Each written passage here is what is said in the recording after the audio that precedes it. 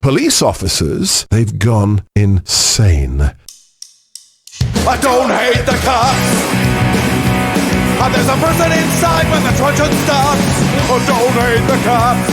Oh, when the raiders come, who will protect the shops? Don't hate the cops. They're a sensitive bunch if you don't stop throwing your rock. Snap, crackle, pop is the sound of a taser. Your body drops. Don't hate the cops. Oh, don't hate the cops. Don't hate the cops. Oh, don't hate the cops. Like your local police, cause they don't do nothing wrong. Like your local police got rid of the corruption and the racism is gone. They've been keeping the peace, keeping homeless folks out of the parks and malls. Got a cure for your social disease. Follow the law, don't hate the cops. Follow the law, don't hate the cops. Follow the law, don't hate the cops. Follow the law, don't hate the cops. Follow the law, don't hate the cops. Put your hands above your head and show you're not afraid. I'm the village judge that your skin color's gonna get. And if you die before the sun comes up, the paperwork will take forever. Well, it might have worked out a little bit better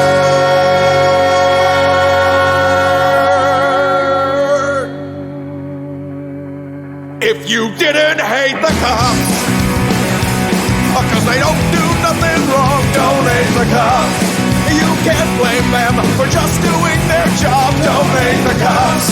Well, you gotta wonder how much would it cost for you to be shot at and stabbed at by maniacs and drunks. Don't hate the cops. Don't hate the cops. Don't hate the cops. Don't hate the cops. Don't hate the cops. Don't hate the cops. Don't hate the cops. Don't hate the cops. Don't hate the cops. Hey everybody, welcome to the Plex, where sometimes we accidentally play the wrong song first. We do this show live every Sunday, 7 p.m. Pacific, right here on Twitch, twitch.tv/EchoPlexMedia. A lot of ways to support this project. Just head on over to echoplexmedia.com, click the support tab, and you can find the way that works best for you, if any. And with that, here's a song that I can only assume is about Twitch streamers.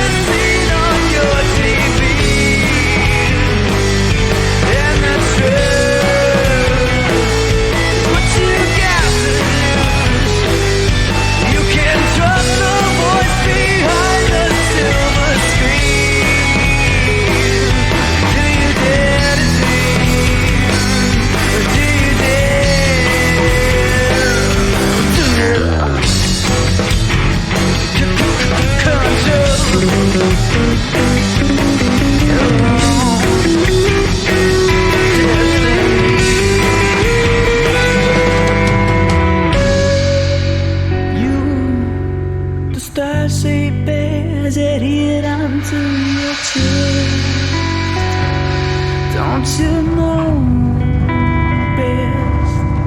I right my wrongs, I pay the fines, but the suits and ties pay them no mind. They would never do a time. There's no need to raise any alarm. But the cameras up, and they wanna see your life on the TV. And the truth is the point of view. You can't trust the voice within the LCD. Do you dare dream? Do you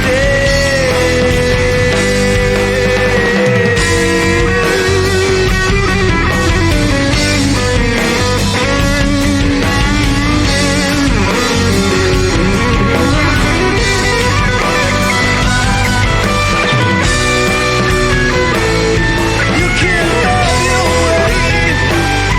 You can't have the life that's seen on your TV. And the truth is the point of view. You can't trust the voice behind the silver screen.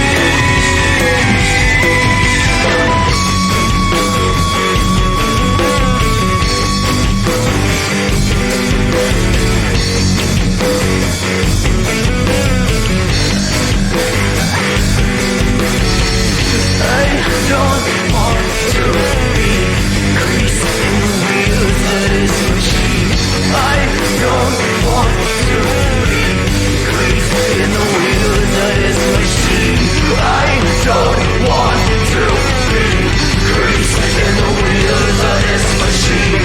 I don't want to be greased in the wheels of this machine. All right, so every once in a while I find something that's pretty crazy and I have no idea like where it belongs on our story list, and so I put it first. And this is one of those times. I don't know what to say about this. Only watch the first 10 or 15 seconds of it. It's wild. We're being taxed into fucking poverty, and you fucking support it. And you say, oh, it's okay. Joe's doing a good job. Joe's doing a good job. His son's fucking doing drugs. We got it on fucking video. Fucking proof. We got Wait. This guy seems like he might have done some drugs. I'm just going to guess that this is a person who has consumed, imbibed drugs in his life, which is fine. I am for the decriminalization of drugs. So fucking supporting goddamn riots, burning fucking cities down, defunding fucking cops, everything else. You want to fucking sit there and support it. You want to fucking ban me for telling me. No, I don't want to ban you. Telling you you're fucking wrong. You want to sit here and you want to fucking support this shit, ban me on social media, ban other people that think the same fucking thing on social media. We are American, free He fucking seems not banned. fighting for our rights and our freedom of fucking speech, our freedom fucking period. And you fuckers want to sit there. I mean, I'm not, the language police, but this dude a bit sweary. And get us banned and fight against us and treat us like shit when we're fighting for your fucking lives.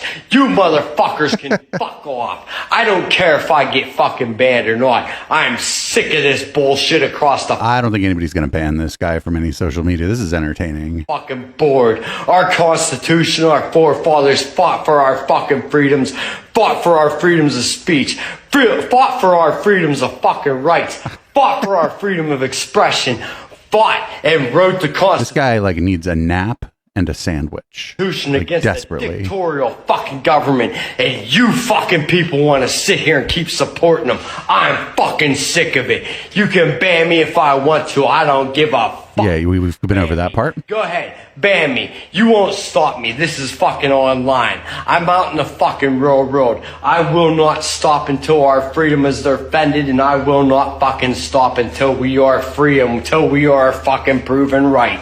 I will not fucking stop. You Okay. can send who you fucking want. Send who? You can fucking ban what you want. I'm sick of your fucking shit.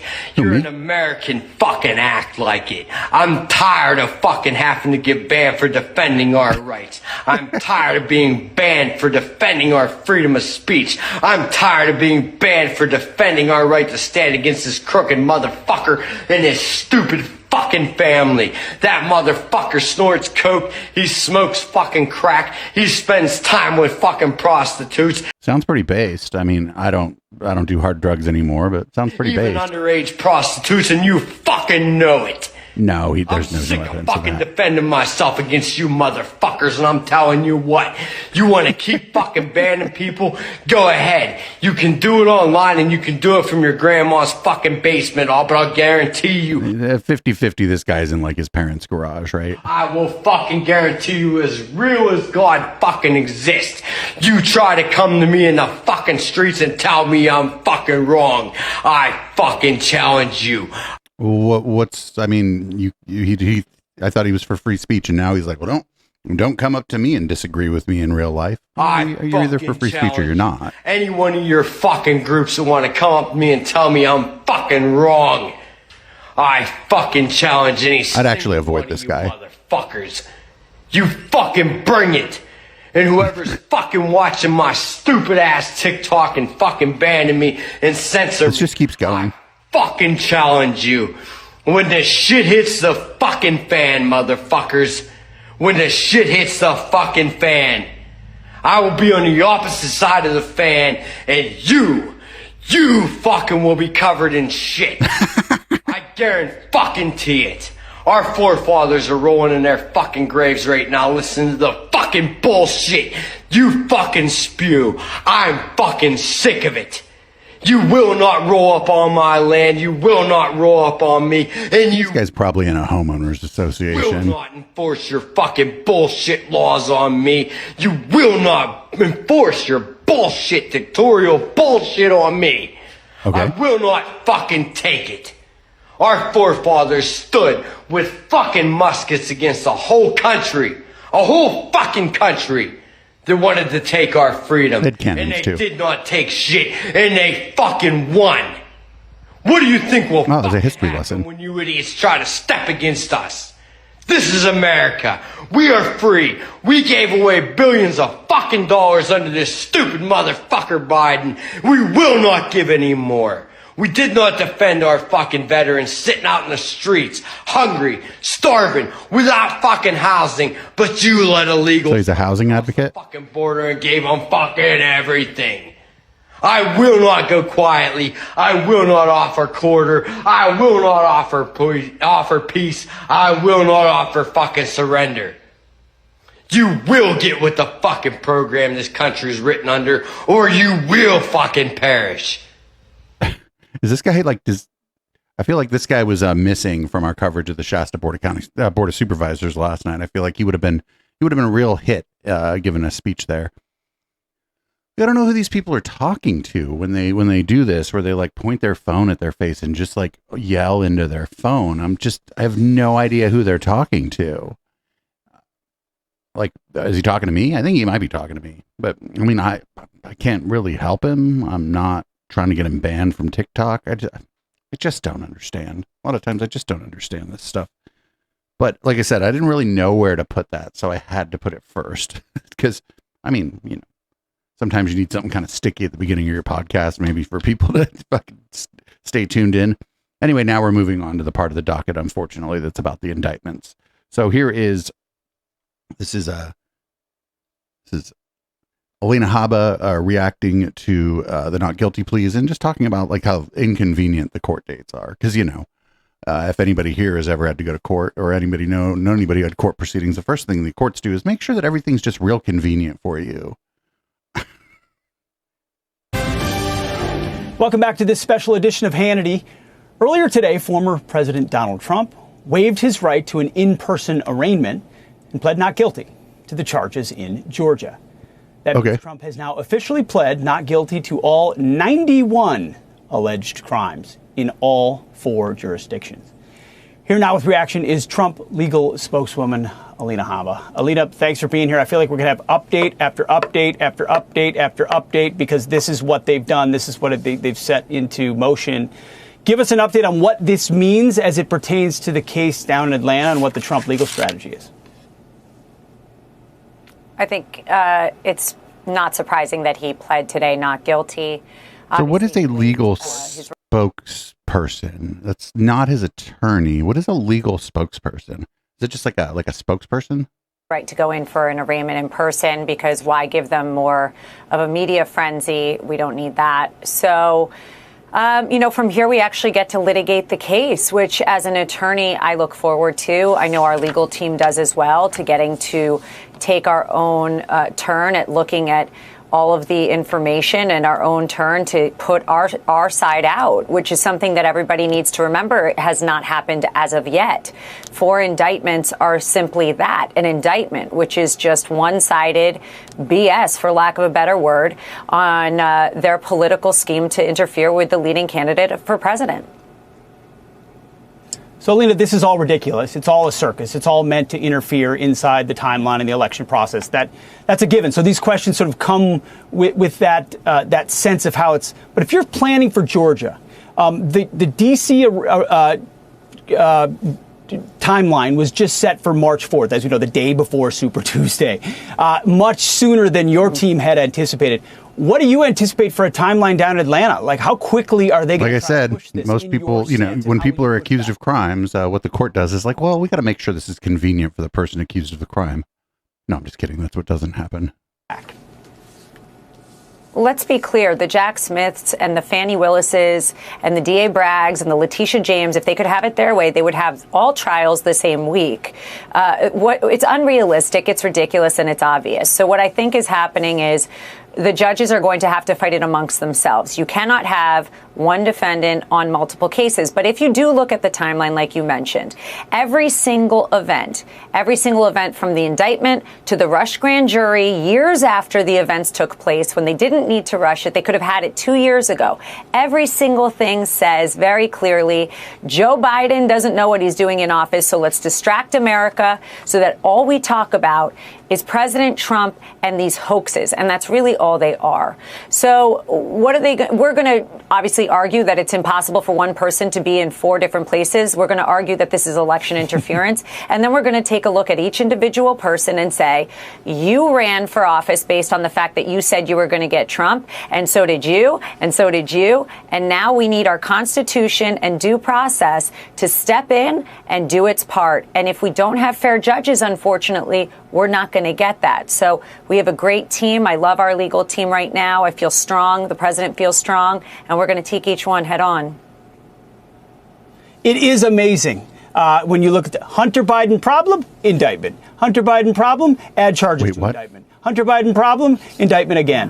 When do we set the trial date? Iowa caucuses. How about we do it the day before Super Tuesday? I've never seen anything like it. Of course, it's totally unprecedented. And the way you put it together, it is election interference. And keep us updated on what you're seeing. Appreciate your time. Alina Habba. So like when regular people get charged with like multiple crimes, they just sometimes their court dates are like really close to each other if they're in like different jurisdictions.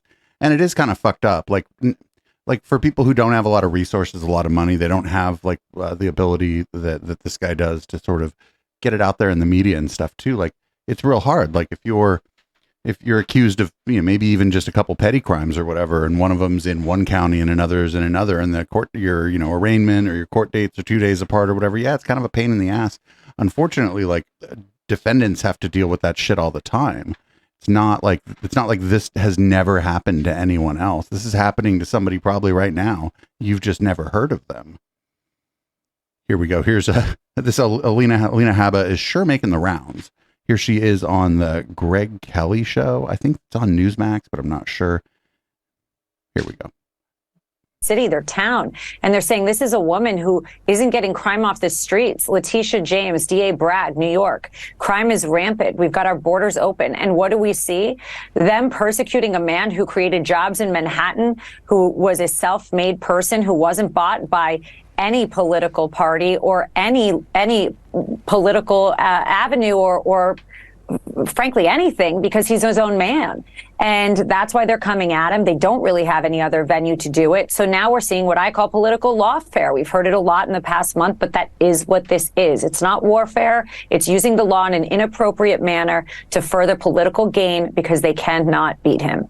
And I remember, I'm old enough to remember that when the 9/11 terror attacks happened, Trump raced down to ground zero. He used his own money to help pay for recovery efforts. He was a hero. He was a hero to America, to New York, until he came down that escalator in 2015 and decided to run for president as a Republican. All of a sudden, now he's become persona non grata. That's right. That's right. And he will be a hero again. And that's the truth, because I mean, I don't know what's going to happen. I don't know what's going to happen here. You know, anybody who thinks they know what's going to happen is like lying to you. But I just, this idea that when people are charged with multiple crimes in multiple jurisdictions, that it is made convenient or easy for them is just a lie. It just is. It's not generally made convenient. Sometimes, yeah, you can, you know, your legal team can be like, hey, you know, we have another matter. Can we push this back a couple weeks so that we can make sure that we're prepared for all these things? And a lot of times, yeah, maybe the court will let you do that. And I don't see the court not allowing that in this case. But again, we'll see. We'll have to see what's going on. Up next, someone who is not going to win the primary. It is Chris Christie. He is responding to probably calls for him to drop out because he's polling really low. And he's going to suggest that just maybe everybody else should drop out so that Chris Christie can win. Speaking of the 2024 race and Trump, he wrote today that you, all caps, should drop out of the race. He is going nowhere and is very bad for the Republican Party. What's your response to that? He only wishes I was going away. And it's great, you know, for me, Caitlin, to live rent-free in Donald Trump's head. Obviously, he was watching the interview as I was doing it. I was laying out the truth about him, and that's one thing he cannot stand, is when someone who's credible, someone who's Chris Christie's not credible, prosecutor for 7 years, running the 5th largest office in the country, who was 130-0 in political corruption prosecutions when I was U.S. attorney. He knows I'm not just some politician talking about his problems. I'm someone who has done it and done it well. And I know how deep his problems are and how much they're damaging both the Republican Party and the country. And I'm not getting out of this race. And maybe he should think about getting out of the race, since he'll be spending most of March and half of April in a courtroom in Washington, D.C., not fighting the fight against Joe Biden like I'll be doing every day. Watching these two trade barbs is kind of funny. Yeah, this guy's not going to win. He should, I don't know why he's not just taking that lobbyist money. Not that being a lobbyist is good or whatever, and that revolving door is bad, where you get a political office and then you just go lobby some of the people that you're already familiar with and use your influence. But I don't know why he's not doing that. He's not going to win. I think he's probably polling under 10%. And I don't think he'll even if through some crazy turn of events, Donald Trump drops out, I still don't think Chris Christie's going to be above 10%. I think if Trump were to drop out, I think it's DeSantis runs away with it. But anyway, we'll see. So here's this guy, Ryan Goodman. He was on CNN talking about the Mark Meadows testimony and all this. We got two clips here. Pin him down in it because Meadows had emailed about the need for someone to coordinate the people who were the fake electors, and asked about that. Meadows tried to explain, quote, "It was mentioned to me that there was litigation going on and that you had to have a provisional or a conditional elector, and what I didn't want to happen was for the campaign to prevail in certain areas and then not have this. It was brought," he asked, "why did you not want that to happen?" Meadows says, "Well, because I know I would get yelled at if we had not." By whom? He's asked. And Meadows then says, by the President of the United States. How bad is that for Meadows and for Trump, Ryan? It's very bad. I would imagine that their defense counsel are quite worried about that testimony. It's bad for President Trump because Meadows is directly pointing the finger at him by saying he would have yelled at me if I didn't do this. That means that President Trump is directly involved in the false electors scheme. That's the kind of evidence that prosecutors need, and it also shows the intensity of President Trump's interest in it. Not only that, but Meadows is saying he would have yelled at me if I didn't do it. That alone is also a violation of the Hatch Act. It's not just that President Trump was involved in the false electors scheme, but he's getting his chief of staff to do it. And the chief of staff knows if I don't do this, he's going to yell at me. That is a Hatch Act violation, one of the only provisions of the Hatch Act that actually do apply to the president. You're not allowed to, as president, tell an employee or intimidate an employee into engaging in political activity on behalf of a candidate. What else is that? And then the last is, for Meadows, it's horrible for him. His entire argument is based on, as you've described it, that he was taking everything he was doing was within his governmental authority in the office of the chief of staff. But he is saying in his own words, the reason I did this was to preserve an option for the campaign. I didn't want to have it such that the campaign would be left without these provisional electors. That's a pure campaign trying to win the election type issue. There's nothing about the federal government's authority with respect to that particular item. And there he is saying it at the end of the day, after lunch, after they had quizzed him for the beginning of the entire day in the morning. And here he just admits it at the end that it was for purely the idea of trying to preserve Trump's options. Yeah. So that's weird, though, being like, oh, my boss will yell at me, like when you're the chief of staff for the president. Like, that's weird. I feel kind of weird about that. Like, what do you mean my boss is going to yell at me? That seems like something maybe that you, once you reach that level, that you kind of don't care if your boss yells at you or whatever, because you're like you could just quit that job and go be a lobbyist. I don't understand. I think the guy's trying to save his own ass is what he's doing. Because like, not like Mark Meadows is like the world's most credible person either. That's the problem with all this. It's like, I don't think any of these people are very believable. And so I think this is going to be difficult. This is going to be one of the craziest trials ever, I think. I hope I hope it's televised. That's all I'm saying. It'll be great. The ratings will be fantastic. Here's the second clip from that interview. Ryan, I want to ask you about another instance we learned of, and it has to do with Cleta Mitchell and an exchange during Meadows' testimony about it. She, of course, was a non-White House lawyer who was on that Raffensperger call about trying to overturn election results in Georgia. He was asked, did you have any role in bringing Miss Mitchell then to advise the president on any campaign-related issue? He answers, I asked Miss Mitchell to come down and volunteer early on to Georgia, to volunteer when it looked like the election results were going to be close. Why did you do that? Meadows' response, because I felt like we needed a number of attorneys on both sides because it was going to be close. Is he making the prosecution's point for them? Is there any part of that he can wiggle out of? No. He cannot wiggle out of it. And yes, he's making the prosecution's point. That is gold for the prosecution. And also it came at the end of the day. And he has no other alternative. It has been reported that this is what he did, but now it's coming out of his own mouth.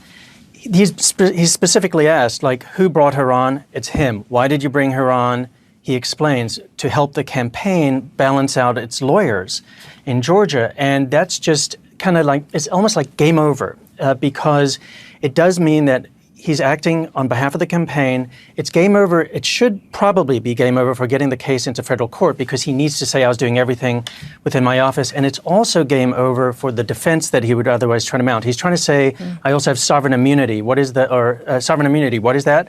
It's immunity if you are acting within your office. The actual test is if you go beyond your office in your conduct, you don't get it. So he doesn't get it. And I should add one more point to it, which is just the facts of the matter. If you look at his testimony, the entire testimony is built on this idea. Everything I did was as the chief of staff. And then it comes out under cross-examination, the rest, that's not true. I do think Jack Smith will have to look at this transcript and think, are we going to think about perjury charges? Because it's that much of a convergence from what he had said and initially and what his position is, and then he has to flip later and say, okay, I acknowledge it. Anthony, do you think that's true? Yeah, I think Mark Meadows great suit, Anthony. Had a bad day in court. I was able to watch the. So I think they all do this, though, right? I think like the chief of staff for the White House during the election is always doing stuff for the campaign. I I don't think this is anything special. I think this is I couldn't imagine during a re-election process, a president's chief of staff not doing things for the campaign. The thing is, it's a violation of, they were saying, the Hatch Act. And like, at least fucking cover your tracks. Like, I don't know. Like, this guy seems like he's dumb and did nothing essentially to cover his tracks to give himself any plausible deniability here, because he's dumb. Anyway, Cocaine Don Jr. mad that other people are using the Trump, the photo of Trump's like mugshot to grift. I thought about using it to grift, but I was like, I don't want to put out a shirt with a mugshot on it. And just dedicate it to there. I don't feel right about profiting from it. I get other people have made very good living doing the MAGA merch, even if none of the money actually goes towards the campaign or the cause. Think of it, maybe it's a marketing expense. I can't do that. I wouldn't feel right doing it. I'd probably actually get killed in the press doing it, thinking about that now.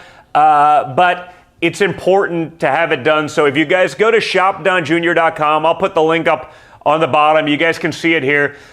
Check out all the merch. I'm going to take all of the profits from that. I'm going to give it to the Legal Defense Fund to push back against some of the insanity, the miscarriage of justice here. I'll let you guys know how much we end up making. I did that Thursday night. I figured, again, everyone else is going to be doing it. Many people will get rich. Most are not doing anything with it other than probably lining their own pockets. And, that's the nature of capitalism. But I figured if you're going to buy it, this is a good place to do it. And I'm going to put that money towards the cause. So he is selling so at least you can feel good about that yourselves as well if you want it. But so he is doing it. Okay, so he's like, I'm not going to do it, but actually I am. And here's where you can buy it. All right. Whatever, dude. So this past Monday, we haven't done a Mark Levin clip in a while, because honestly, fucking Mark Levin's usually pretty boring. Usually just kind of bog standard sort of Republican talking points, and it's other people talk about that stuff a lot, and we try to stay away from it. But this past Monday, I haven't seen this clip yet, but other people are saying that Mark Levin took Meltdown Monday to a whole other level on this one. Just a whole other fucking level. Here's the crap indictment that all the legal analysts says this is where the problem is, right here. Not if we're a republic with a true rule of law. That's crap. Then we have, here's another one. Here we have the January 6th case. And I've told you before, what did he do, Mr. Smith? 1871 Klan Act. What? The Enron Act. The guy loves the Enron Act on obstruction and a financial fraud statute. Look, right here. Oh, my God. Crap. Mr. Smith goes to Washington, and Mr. Smith blows up the place. You know what this is? 100 pages of bull. I could take one section out of here. Let me ask you a question. Are you allowed to challenge a campaign in open and challenge its legitimacy? According to her, no. So put RICO aside and every other charge aside. She just charged somebody with a felony under state law for exercising their federal First Amendment free speech right. That's part of this. Ancient Rome believed in attorney-client privilege. Modern day America does not. Can you name one targeted victim during the Stalin regime who was indicted in 4 different jurisdictions? Can you name one who was facing 91? Well, to be fair, like under Stalin, he wasn't really big on due process. He got whacked. Charges? Can you name one who was facing almost 1,000 years in prison? No. This is worse. Thousands of subpoenas. His kids were all brought in. Hundreds of witnesses and so forth. They had nothing. Barron wasn't brought in, right? Intended to sabotage his presidency. That's a police state. He's charged with crimes relating to election activity. He's charged with crimes relating to documents. He's charged with crimes relating to non-disclosure agreements. He's charged with crimes relating to campaign activity in one state. Ladies and gentlemen, why go through the motions of justice? Just hang the guy. Whoa, that's crazy. Dude, that's not like even his brother or his favorite cousin or his uncle or anything. It's just some politician, man. Fucking get a hold of yourself. Like, I don't care if they fucking throw some politician in jail.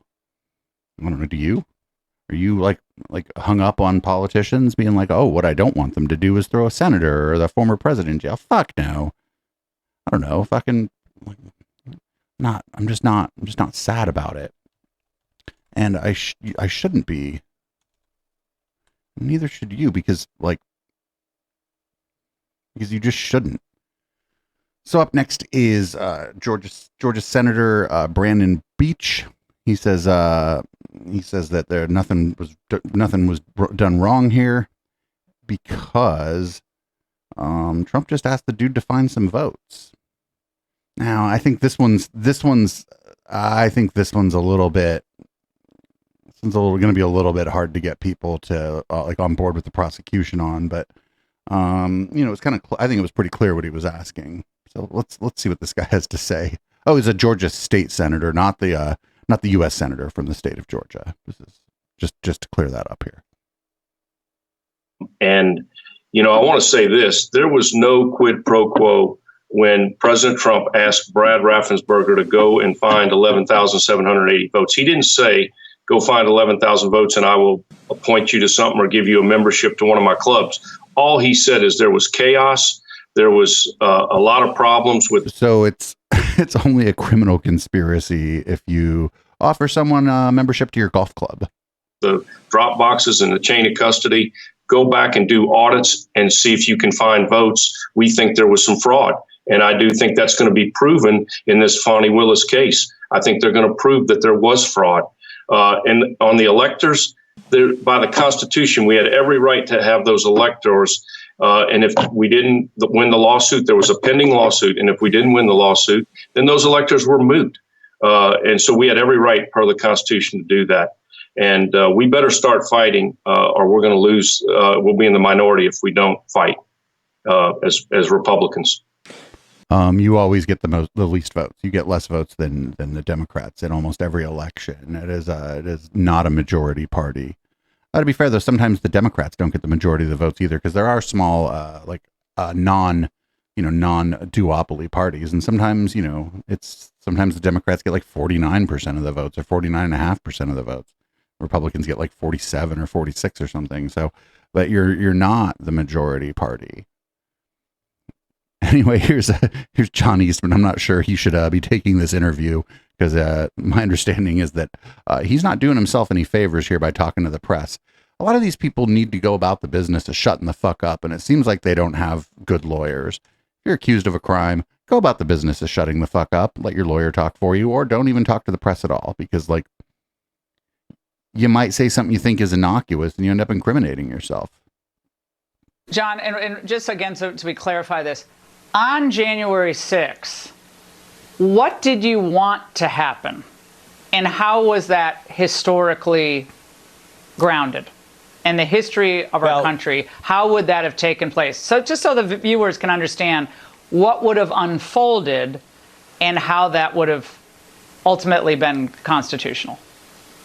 So there were, several things. Some people had urged that Vice President Pence simply had power to reject electors whose certification was still pending in legal contests. I don't believe that, but go ahead. I don't believe that. I don't That's either. One thing I don't agree with. And I explicitly... Dude, even Laura Ingram's like, nah. ...explicitly told Vice President Pence in the Oval Office on January 4th that even though it was an open issue, under the circumstances we had, I thought it was the weaker argument, and it would be foolish to exercise such power even if he had it.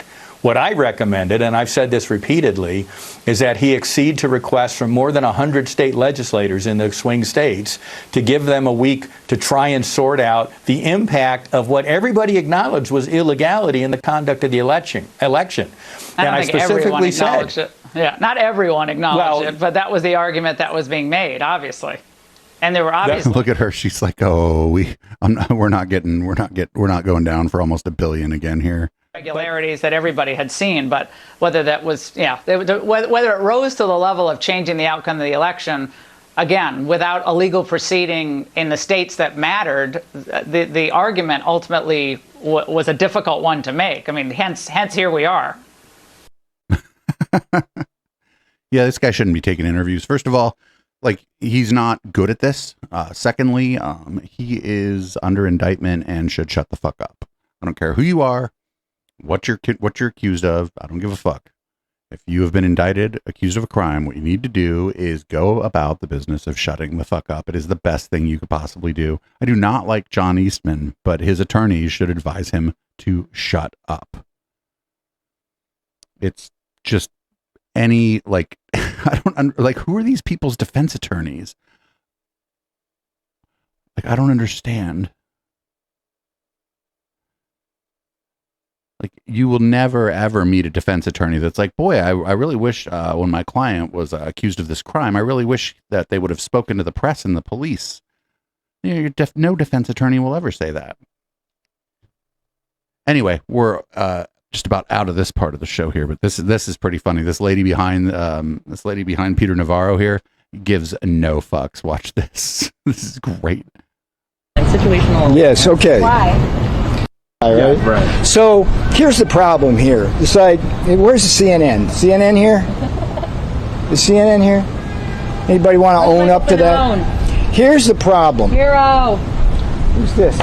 Come on. Bro, Get me out. you're already Come facing on. charges. Yeah, I get it. Go ahead and commit a crime. Did you catch that? Yes. Okay. Why? It's like, bro, you're already facing charges. Don't get another one. Because, I mean, it's just a sign, but technically, if somebody's holding a sign in public, you can't steal their sign. And she's like, bro, what are you doing? She was completely unflappable, unfazed by him. She was just cool as a cucumber. So here's Vivek Ramaswamy talking about how he would handle Ukraine if he was the president. Again, I think this guy is polling under 10%. And has no chance. I think he's probably running for president of the intellectual dark web, so far as I can tell. But here's what he has to say. Will you handle the Ukraine? Yes. How will I handle Ukraine? We will end the war. We will do it without apology. I will do a deal with Vladimir Putin that advances American interests. Let's be honest. To do a good deal, everybody has to get something out of the deal. I've built my entire career. I've built multi-billion-dollar businesses. That's just defrauding people. You can't get a lasting deal done unless somebody gets something out of the deal. Here's what Putin gets, and I'm very honest about this. We'll freeze the current lines of control. Yes, that means he gets some of the Donbass region. We will further commit that NATO will never admit Ukraine to NATO. Those are things that even in most the U.S. doesn't have the power to do that unilaterally, but go off. Party you're not supposed to say out loud. But I will require something else in return. Putin has to exit his military partnership with China. The China-Russia military alliance is the actual biggest threat that we face militarily. What? And yet we're pushing Russia further into China's arms by arming Ukraine.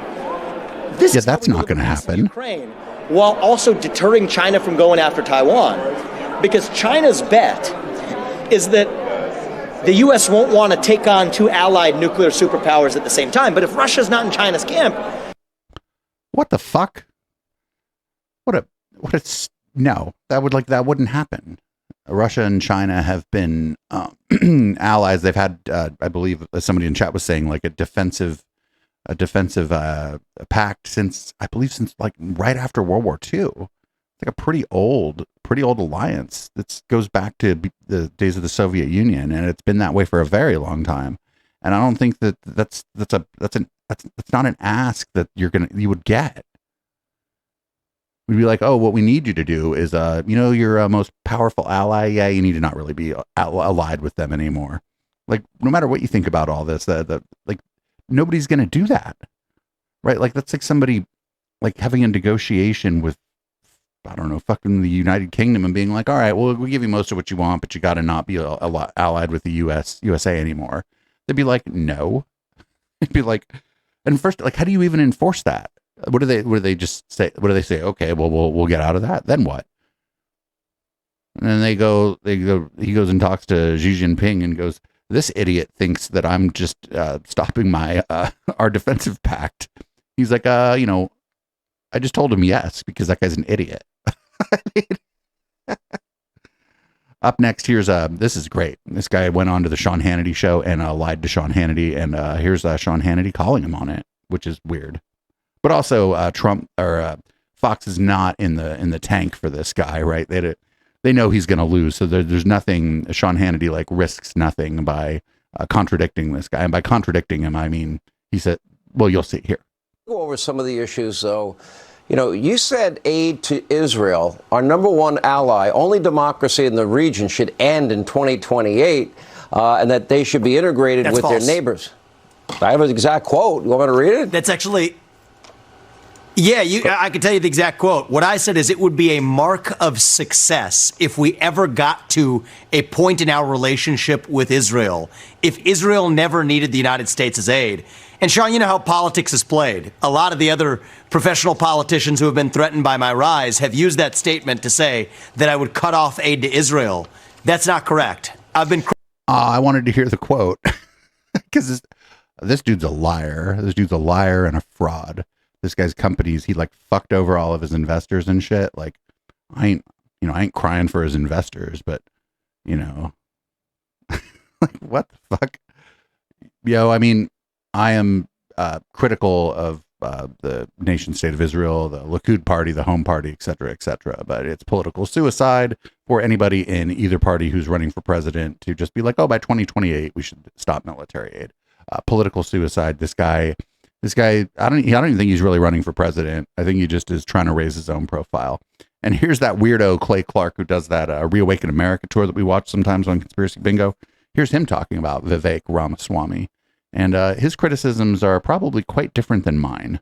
Maybe it's not meant to make sense. Maybe we're just supposed to hear this guy, sounds like Trump and he's, a billionaire. Maybe that's what we're supposed to know. That's maybe. Okay, so moving on to our next fact. He established Roivant Sciences in 2014. Now, this company, tell me about this. What about this indicates he's a genius? He lost $433 million in 2020. He lost $698 million in 2021. He lost a whopping $1.12 billion in 2022. And according to Bloomberg, which isn't a conservative website, they're predicting he's going to lose. Bloomberg tends to be center right. $0.03 billion this year. How is it possible that this man has lost $3 billion of money, yet deposited $950 million of profits into his own bank account after taking the company public? How does that work? Because that's how this works. Like, for a long time, Amazon wasn't profitable, right? And Jeff Bezos was rich as fuck the whole time that Amazon wasn't profitable. It doesn't make sense. It's like fucking counterintuitive.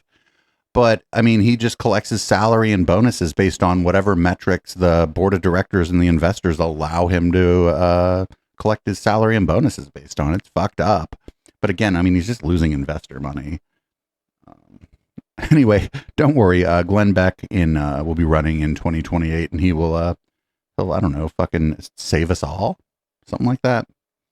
A story I've never shared before. Mike Lee, and I think it started as a joke. Mike Lee used to say to me all the time, "You should run for president." And I'm like, "Are you out of your mind?" And he called me one day about a year ago, and we were just chatting. My wife finally came in. She's like, "What are you two talking about? Wrap it up." And I said, "He's trying to convince me to run for president." And I'm like, "Mike, that's the dumbest thing. I have this where it ended." I said, "I have no chance of winning." And he laughed and he said, "Oh, of course not. I'm not saying you should run for president because I think you could win." Mm-hmm. Somebody needs to articulate where we are and what we face and who we have always been and need to remember who we are. He said, we need a storyteller. Okay, well, that's a dumb reason to run for office, but I do think people do it. And I think in 2016, I think Sanders was mostly running like as an issue candidate to try to bring like a public option or single payer healthcare into the conversation. And I don't, and it turned out that he found out he had a chance probably 6 months too late.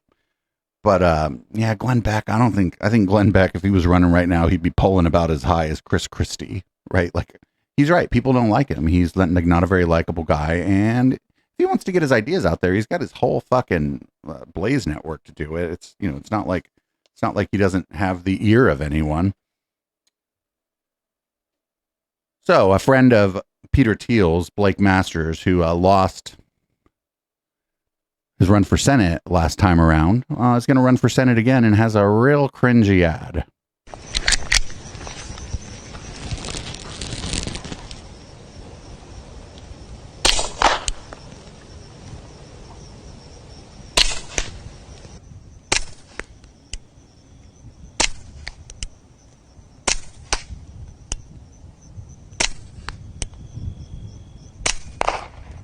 Wow. Hopefully you can hear how quiet that is.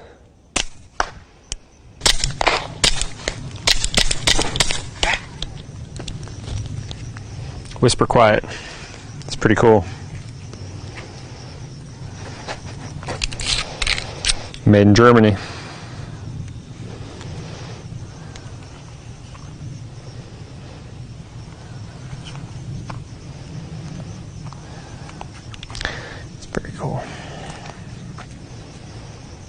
Like, what's he doing? Just a little bit warm. Oop, very hot.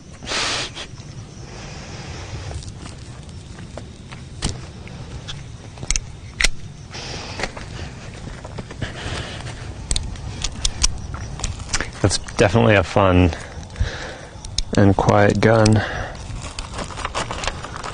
The weirdest thing is just being able to sort of feel, because there's no sound, right? You just feel the bullet, hear it. Yeah, I think this is actually a cringy ad from his last run. But yeah, he's Peter Thiel's he's running again because Peter Thiel says so. You know, that guy reminds me of, now that I think about it, if anybody's like a regular viewer of like the late night on this show, you know, that guy is trying to live forever by like injecting his son's blood. Blake Masters gives me that guy vibes. I forget that guy's name now, but he sort of reminds me of that guy a little bit. He looks a little like him, but like more like the vibe. It's not so much just how he looks. It's that vibe. What's that? Brian Johnson is the guy's name. Anyway, it looks like Marjorie the Gathering has accidentally created an ad, a campaign ad for the current president, Joe Biden. Breaking news, Republican Marjorie Taylor Greene has donated Joe Biden a campaign advertisement out of the kindness of her heart that he approves. Let's take a look. Joe Biden had the largest public investment in social infrastructure and environmental programs that is actually finishing what FDR started, that LBJ expanded on, and Joe Biden is attempting to complete programs to address education, medical care, urban problems, rural poverty, transportation, Medicare, Medicaid, labor unions. And he still is working on it.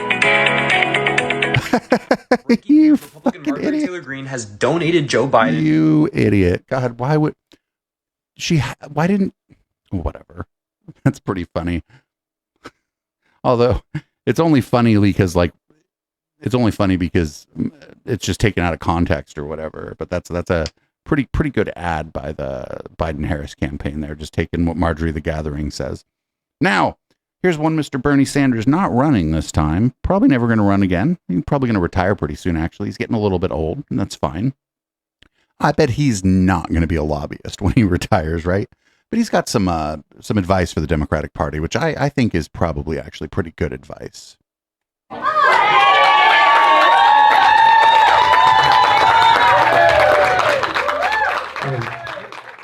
Look, what I'm going to be talking about today is that we have got to have the guts as a country to face straightforwardly the enormous crises that exist. You know, we can put them under the rug and ignore them, in which case we're not going to have much of a country. If Democrats are serious about winning elections and addressing the major crises that we face, they must go further. They must embrace the working class of this country in a way which hasn't been done in almost 60 years.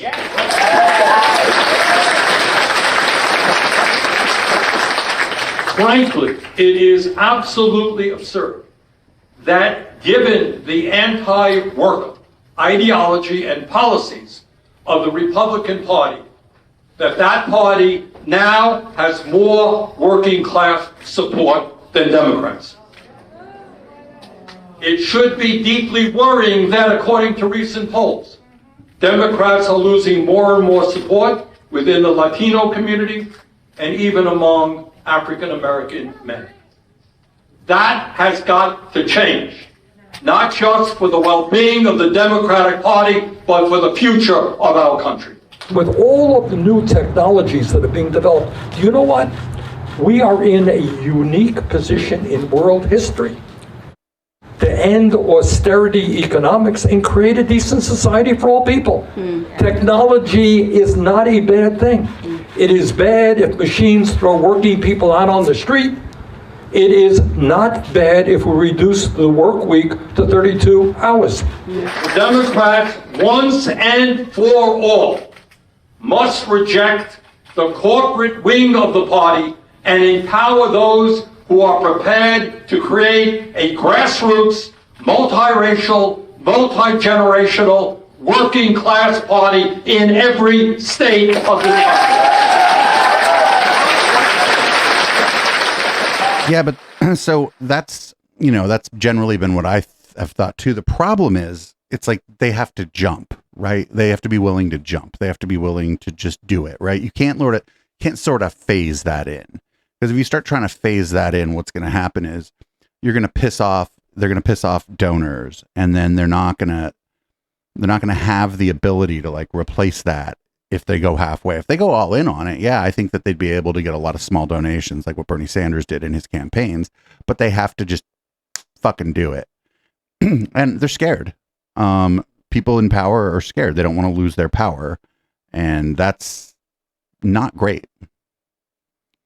They don't want to lose their access to millionaires and billionaires. They don't want to lose any of that because they're comfortable, because they're sitting in power, and they don't want to lose the ability to, if they do lose their election, go work for those people. Go work for those people who are funding all of this. So unless the entire party is willing to like jump, then that's not going to happen, because you can't do that piecemeal. If you try to do it piecemeal, it's a disaster. So up next, we got this thing that's near and dear to my heart. I forget which government agency suggested a reduction in the amount of drinks to like 2 drinks a week. It's a suggestion, obviously, but you got people out there fear-mongering about it, lying about it, saying that they're going to try to limit you to 2 beers a week. And here's Ted Cruz, who I think probably just shouldn't be allowed to drink alcohol or go to drinking holes, establishments, anywhere that they serve alcohol, or just like anywhere. And here he is going to fearmonger about this, probably in a creepy, weird, and unconvincing way. State has now done that for new construction. They're trying to go after and regulate ceiling fans. I got to tell you, it's hot in Texas. We don't want to get rid of our ceiling fans. And now these idiots have come out and Are they trying to get rid of ceiling fans? said, drink 2 beers a week. That's their guideline. Well, I got to tell you, if they want us to drink 2 beers a week, frankly, they can kiss my ass. No, okay. Senator, I brought a beer to drink with you. I'll drink this non-alcoholic beer with you because I'm not allowed to drink on camera, but... Oh, Newsmax has standards, and one of those is you can't drink on camera. I'll have a sip in the meantime. Well, look, I got to say, have you ever seen a brand do more damage to itself than Bud Light, which single-handedly seem to destroy themselves? So I'm glad you're not drinking a Bud Light. Personally, I'm fond of Shiner Bock, which is a good Texas brand. I've been to the Shiner Brewery in Shiner, Texas, and I recommend it. And I promise you, this is not alcohol-free beer down here. No, and by the way, the one I have right after the show won't be alcohol-free either, and it may just be a. So it's just the guidelines. They do this all the time, right? When guidelines for your like healthy eating and whatever come out, like people just lie about them. They're like, oh, they're trying to limit you. It's like, no, these are just guidelines. People don't obey health guidelines. There's nobody going around like trying to tell you like how many beers you can buy. It's probably bad for you to have more than 2 drinks a week. I mean, I have more than 2 drinks a week. I think a lot of people that watch my show have more than 2 drinks a week. Probably not good for our health, but I think it might be the Food and Drug Administration or somebody telling you this, that it's bad for your health. All they're doing is giving you information. You can do with it as you please. Across the board, going at the idea that they might propose that Americans be limited to 2 beers a week This is the kind of petty nanny state interference that most Americans will find crazy. And of course, the rumors that the masks and the mandates could be coming back as well. Those numbers will go up. I think you're right, Mr. Speaker. Thank you. So these are just guidelines there. And it's probably, like I said, it's probably better for my health if I have 2 drinks a week. I don't have no 2 drinks a week. I probably drink too much. But like, they're not going to come to my house and make me only have 2 drinks a week. Like, they're just not going to. It would be impossible. And plus, like, the alcohol lobby is a pretty powerful lobby. So the alcohol lobby is probably you wouldn't be able to limit people, because first of all, it'd be just bad for business, right? Like bars, clubs, entertainment, concerts, restaurants. A lot of restaurants would probably go under if they didn't serve alcohol, because there's not even at a kind of a nice restaurant, the margin on the food ain't that high. The margin is all on the alcohol. So this is just dumb. This is not gonna happen. There's no rule that's gonna happen. And people who drink are not gonna limit themselves to 2 beers a week.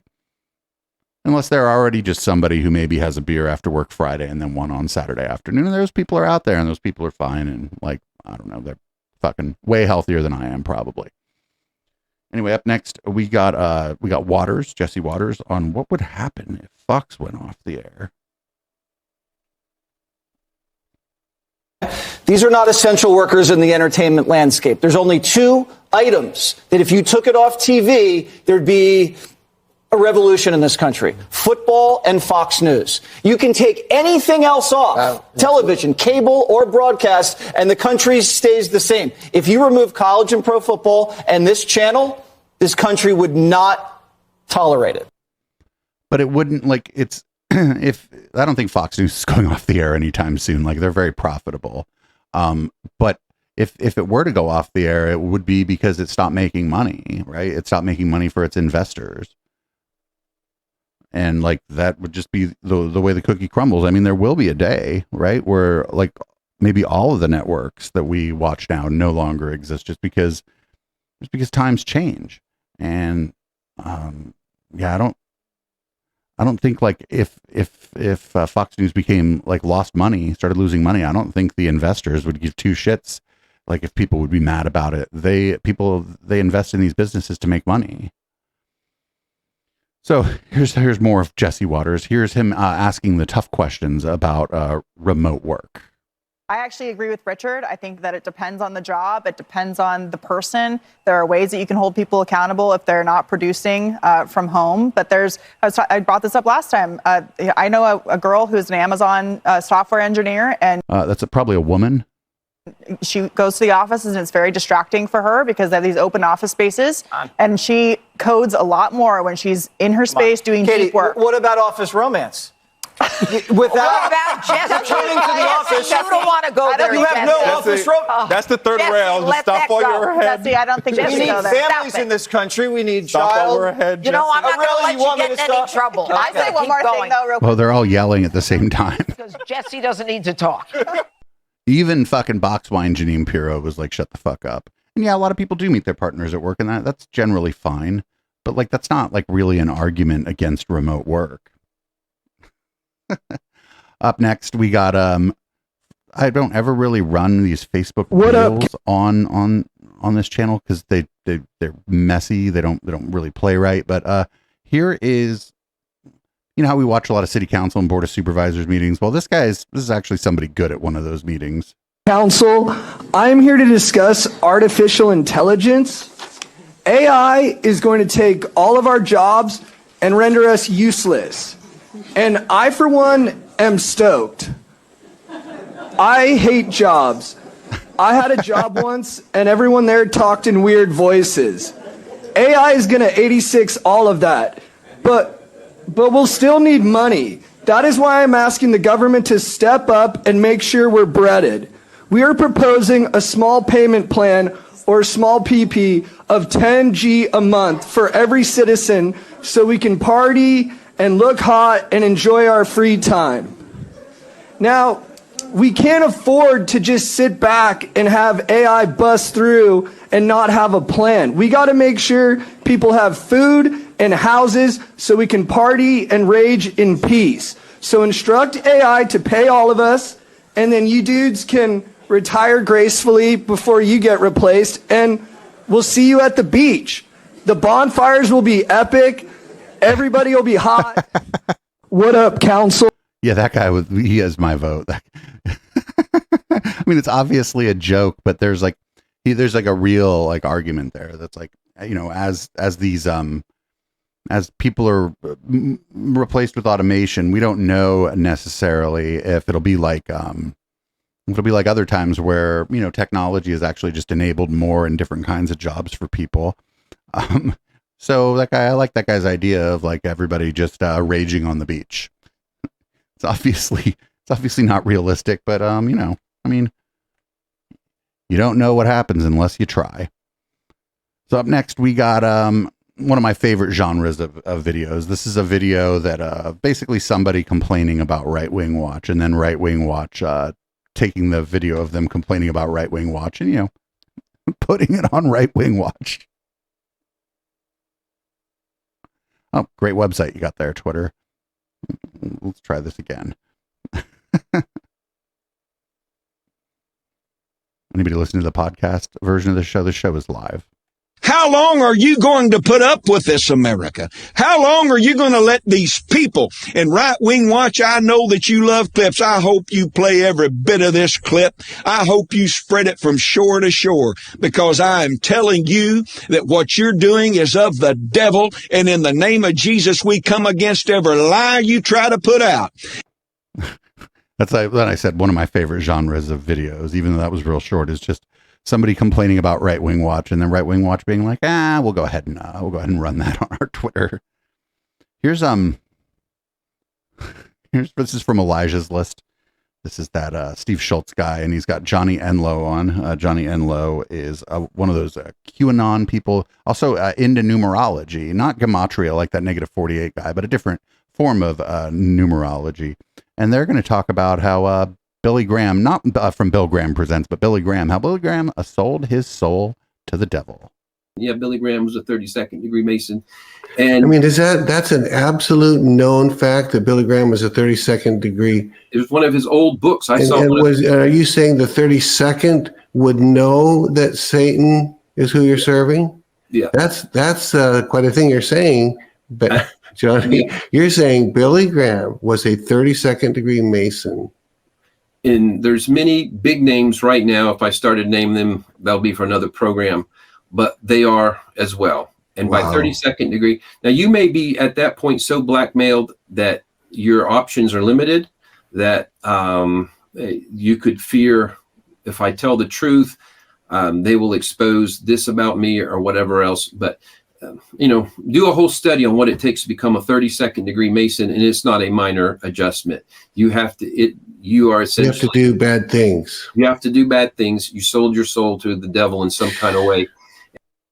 So, a couple things. One, I don't think Billy Graham was a Mason, but two, like the Masons are just like, it's just like a bunch of old men who hang out in like a weird building, and like it's like a fraternal organization. They don't have any power. I don't think it's satanic. I think a lot of the people in the Masons are probably Christians. I think this is just all crazy talk, but it is funny. And I do like to run clips from Elijah's List every once in a while, because that guy is out there and his guests are out there. Unfortunately, we haven't had many clips of him with Kat Kerr lately. I don't know if anybody knows about Kat Kerr. Kat Kerr thinks she goes to heaven and talks to people and then comes back and reports to us about it, which is weird. Anyway, this is Marty Grisham at a Pastors for Trump event saying that actually God's not in control, which is a weird thing for a Christian to say, but you know. One of the problems is people think God's in control. And even with me saying that, I can tell you, some of you are like, tilt, but God is in control. Let me tell you something. My God is not in control when 50 million babies are slaughtered. I'm going to say that again. My God is not in control when the darkness has done what it's done to the little ones. My God is not in control. When children in our own school where we live, teachers sit at the table in the teacher's lounge, and they're witches, and they're teaching the children. There's a witch table in the teacher's lounge? That sounds great. Teachers are like doing a witch's brew, creating the human stew. And they're bragging about it. No. So let me talk to you. Go ahead and sit back down. Why do you keep standing up? Let me tell you something about my God. My God is glorious. My God is majestic. He is full of splendor, full of majesty. He's powerful. He is a God of love. He is amazing in every way. But he's not in control. Because, well, just sit, put your little seatbelt on, sweetie. I'm going to tell you about it. He made us in control. And the reason why 50 million babies are killed, and the reason why all the stuff has happened, that's a lot. The church has not done their job. But that's why you're here. So you know I'm not preaching at you, I'm preaching with you, because you are not the problem, you're the solution. That's why you're here tonight. The problem didn't want to come.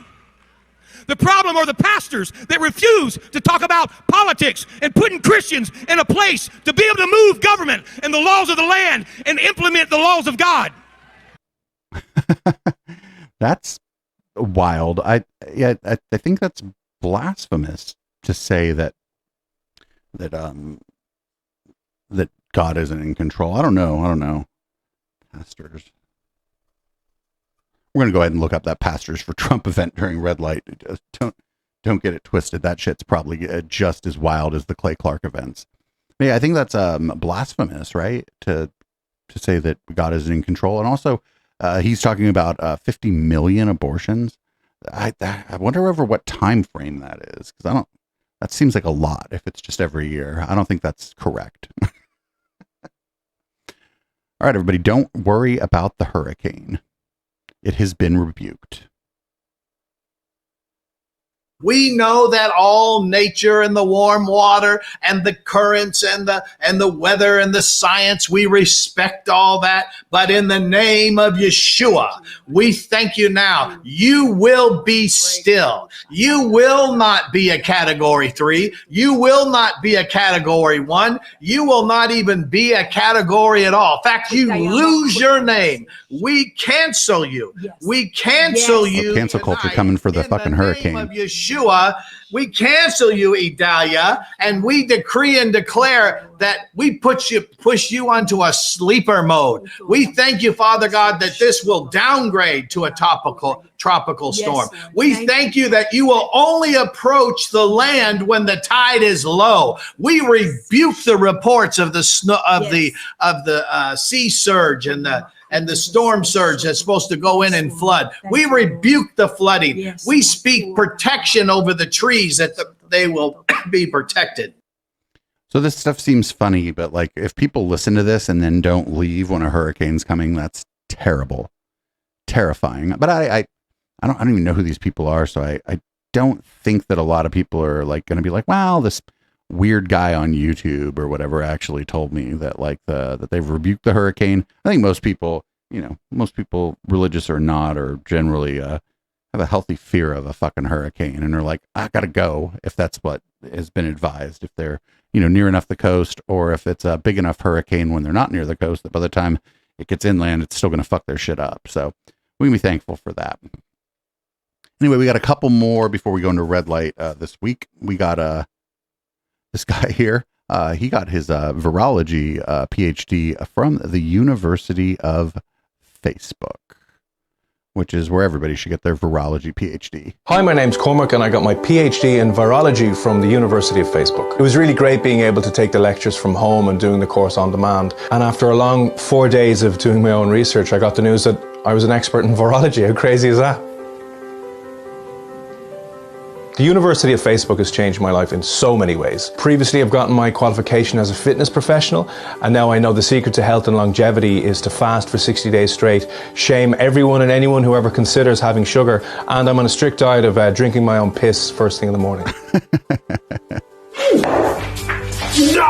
Yeah, getting the doctorate in virology was really, really tough, but thankfully the university broke the information down into digestible, bite-sized memes, which weren't peer-reviewed at all, which was crucial.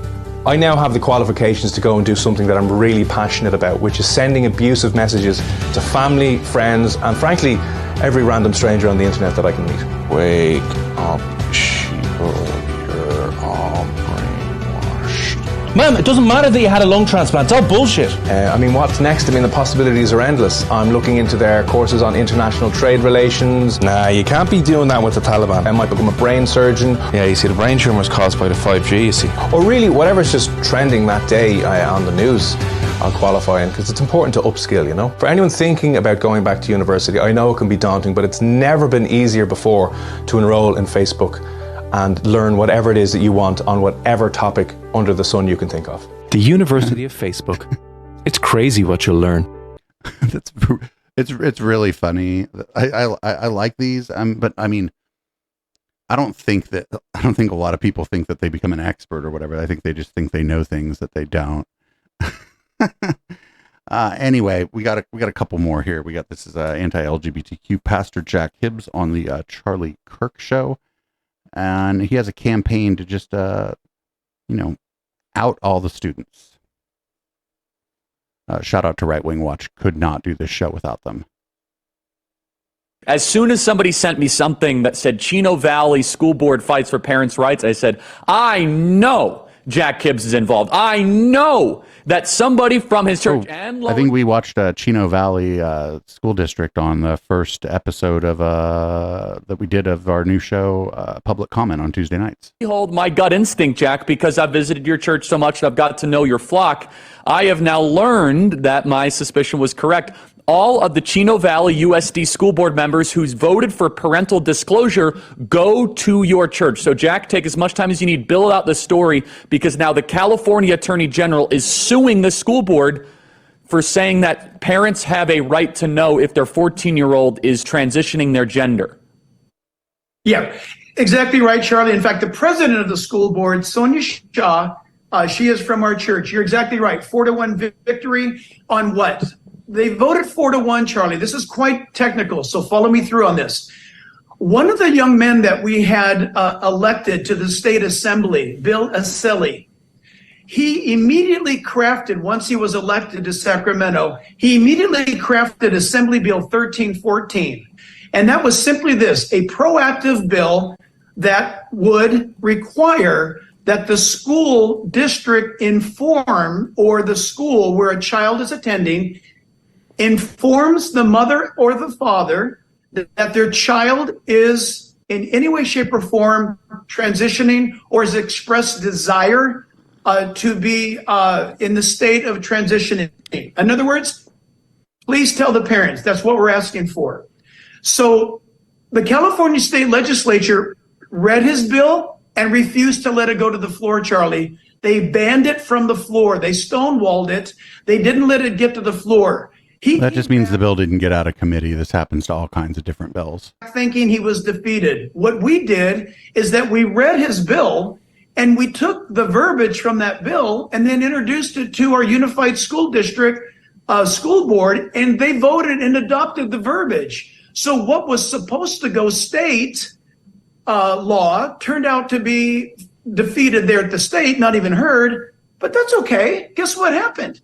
We found out something, Charlie, that the most powerful politics is local. And so what happened is the school board voted to adopt his verbiage. And since that time, Charlie, we're looking at Murrieta School District. We're looking at Orange School District, Temecula School District. 4 school districts have adopted the verbiage and they are standing strong. We've got 5 others in the state of California coming online to do the same. Charlie, this is a groundswell of involvement. Outing people is wrong. The only caveat there is, like, if there's a powerful person or a politician or whatever who is advocating for taking away rights from, like, gay people or whatever, and you find out they're gay, out that motherfucker, because, like, it might stop them in their tracks and they might stop what they're doing. But other than that, regular people, school kids, nah, it's always wrong. Always fucking wrong. So Everybody, I don't know if you know this, but it is actually really bad to comment with things like lulz, L-U-L-Z, when a public intellectual makes any kind of post or a video. And this great website, Twitter, is not letting me play this video. Here it goes. It'll let me play it now, I believe. And lulz culture online, LOL culture, lulz culture, that's a manifestation of sadism, right? And we know, too, the researchers who have been investigating... It's a manifestation of sadism to laugh at something. ...shown that the real online troll demon types are very high in the dark tetrad traits. The troll demons. That sounds like fucking Madison Starmoon. I think she has called me a troll demon before. And people just go in lulz. People just laughing at you. Like, I don't know, if you're like... Even if you're like me and I'm not, I'm not extremely popular, if people want to laugh at what I say, that's fucking fine. They can laugh at what I say. I don't give a shit. Like, these people are all have very thin skin and they're like, oh, people laughing at me must be troll demons. I don't know, maybe they just think what you're saying is silly. So we got one more here. We got our friend over at the Bad Stats has decided to take one of this guy's tweets and turn it into a bit of a song. When they come for you, and they will remember your words today and realize the part you played in your own demise. Obituary. She perished, not tragically, but stupidly. Oh, let's say we play that again. I think we play that again. That was pretty funny. When they come for you, and they will remember your words today and realize the part you played in your own demise. Obituary. She perished, not tragically, but stupidly. That's my new favorite song. So anyway, we're only an hour 20 into the stream, but the podcast portion of the show is over. I do try to do 2 hours of content for the podcast, but I can't always do it. This week, not a slow news week, but just not enough stuff that sort of fits our mold and the kind of things we want to talk about. So what I'm going to do, actually, we're going to go ahead and give away the patrons, the member show for free this week. Head on over to patreon.com/echoplex. This will be a freebie. You can get the post game. You can get all that stuff. And while you're there, think about becoming a member. $5 and up really helps us out. You can also get the same benefits at eplex.store. That's our swag shop powered by Fourth Wall. That helps even more because the split's better there. And if you are a member at any level there all month, you get 20% off of anything you buy, like my tinfoil hat or the Catterday shirt I'm wearing. You get 20% off of everything all month if you're a member over there. We're doing that for the Twitch September. We figured we'd celebrate over on Fourth Wall. So that's been the Plex. We do the show live every Sunday at 7 p.m. Pacific right here on Twitch. That's twitch.tv/echoplex media.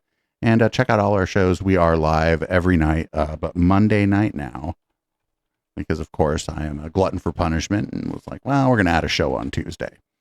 Check out our newest live stream actually on Tuesday. We do Down Ballot and then we do Public Comment. Great show there. And as always, at the end of the show, we play Boomers by Periscope. And I will change the color of the lights in this room and, change the contents of my beverage. And we'll be back with our red light docket.